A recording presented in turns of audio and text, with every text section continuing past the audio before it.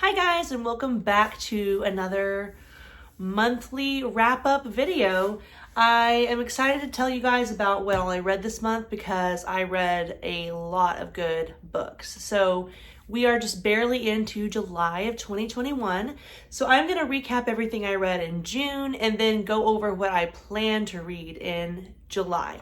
So like I mentioned, June was packed full of a lot of really good reads for me.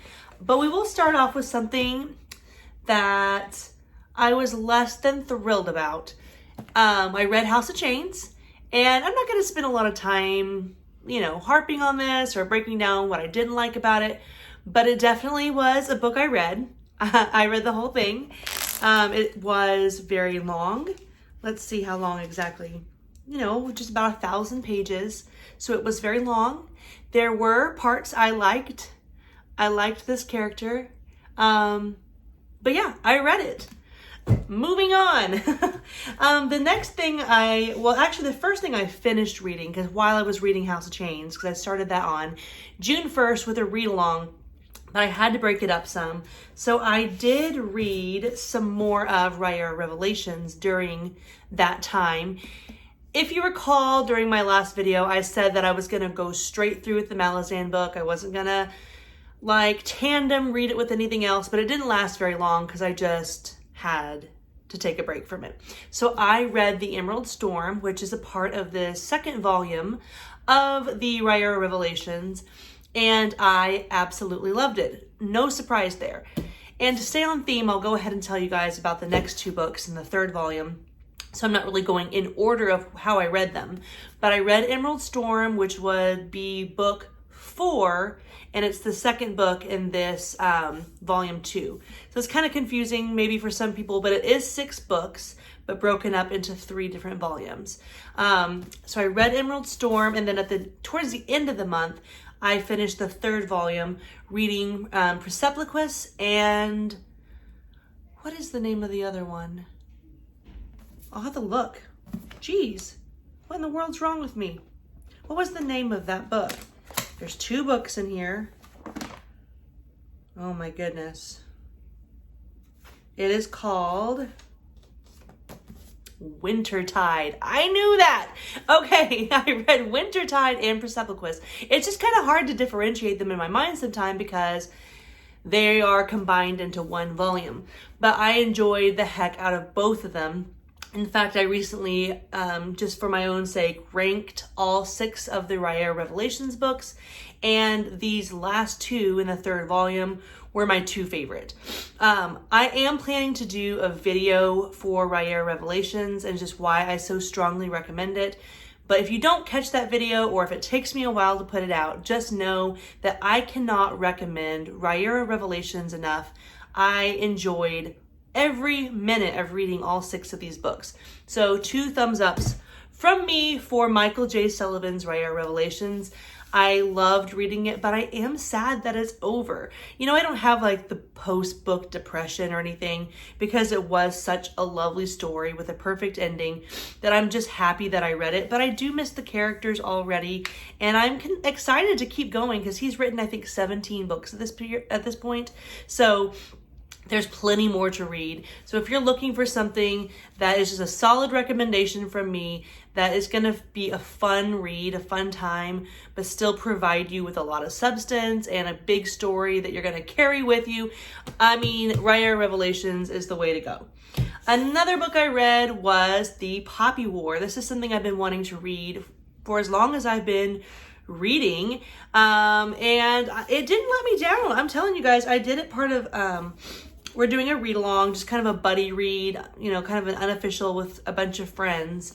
We're doing 1 book a month, and I read Poppy War, and I really liked it, especially as a debut novel from a super young author. I was just really impressed with it. There was a couple things that I could critique, but all in all, I really liked this book, and I'm very excited to keep reading the next one in July.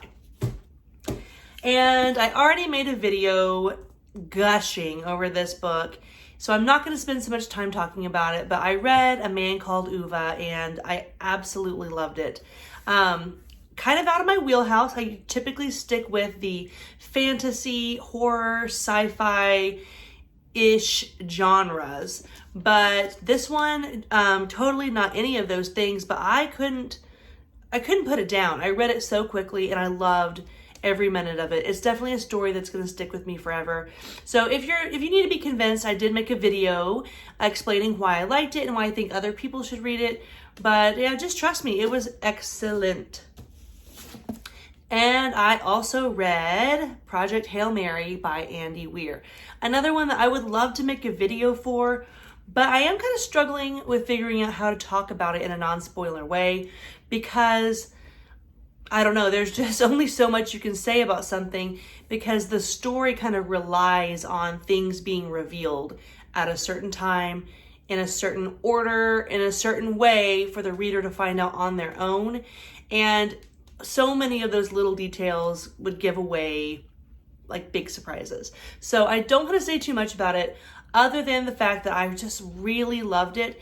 And typical Madison would not be drawn necessarily to a book that just has like an astronaut on the cover. I'm not like, oh, astronaut books. But because it was Andy Weir and I enjoyed The Martian so much, and because it was getting so much hype and excitement around it right away, I knew that it was going to be another big hit and I didn't want to miss out.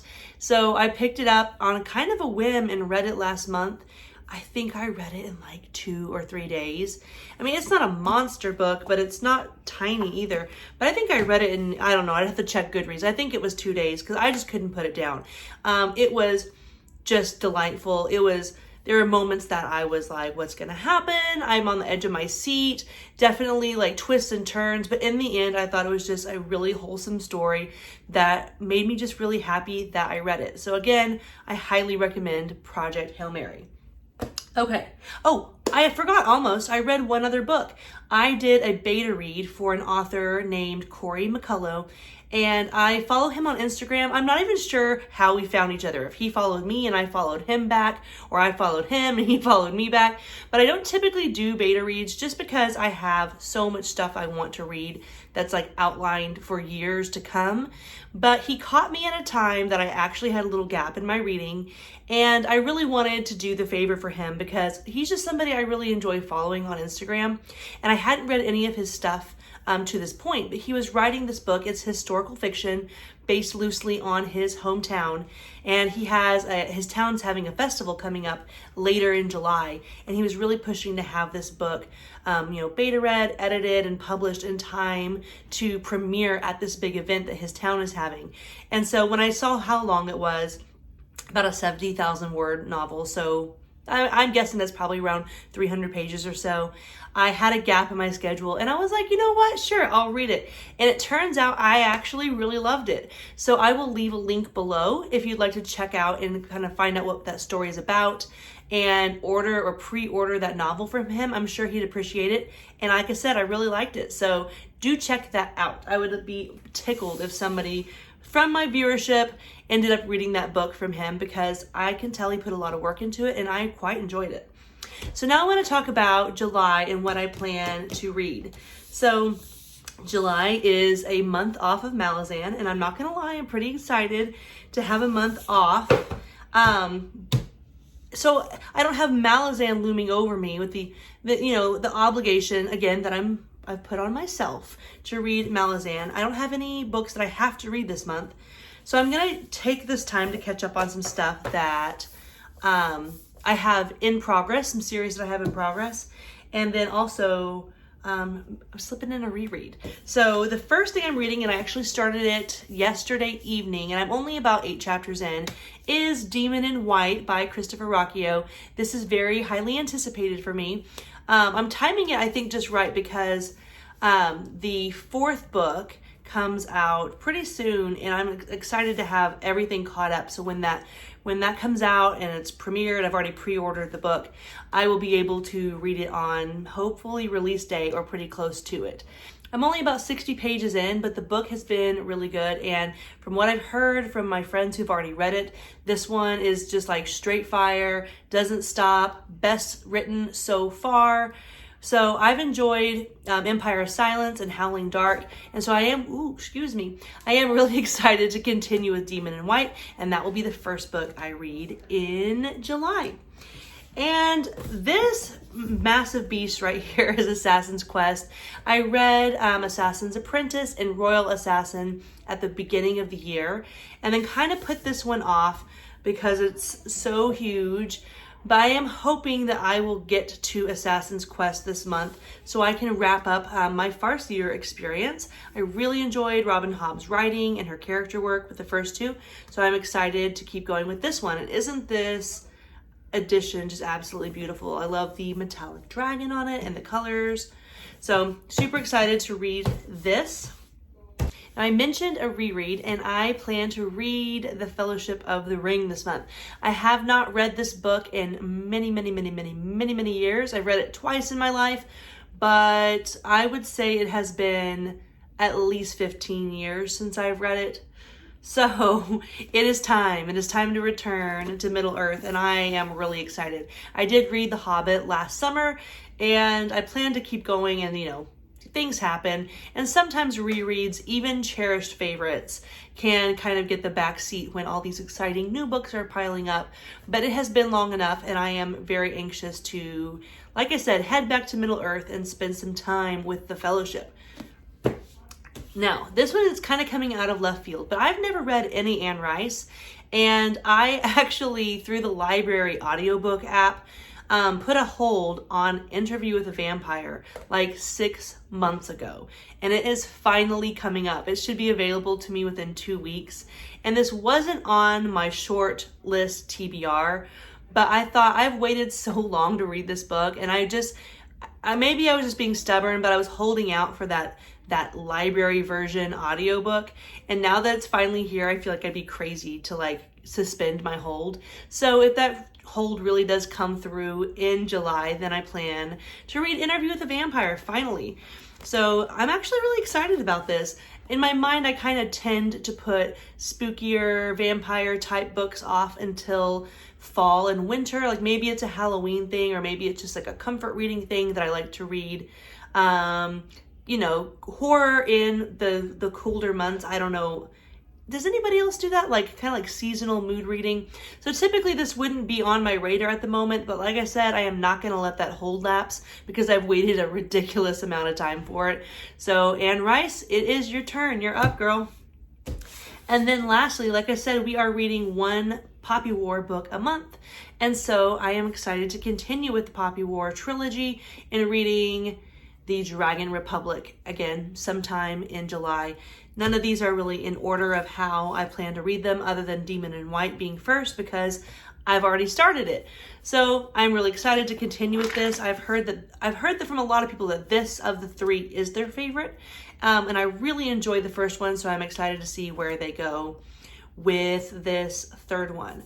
So those are my plans for the month as far as reading goes. I know it only is 5 books, but some of those are pretty big, so I will be surprised if I actually read anything more than the 5 that are here. But as we know, sometimes I change my mind and I bump things out to bump things in. Like Project Hail Mary wasn't on my June reading list, but hey, it showed up. A Man Called Uva wasn't there, but it showed up. So it'll be interesting to look back on July and see which of these I actually read and which got the bump and what takes their place.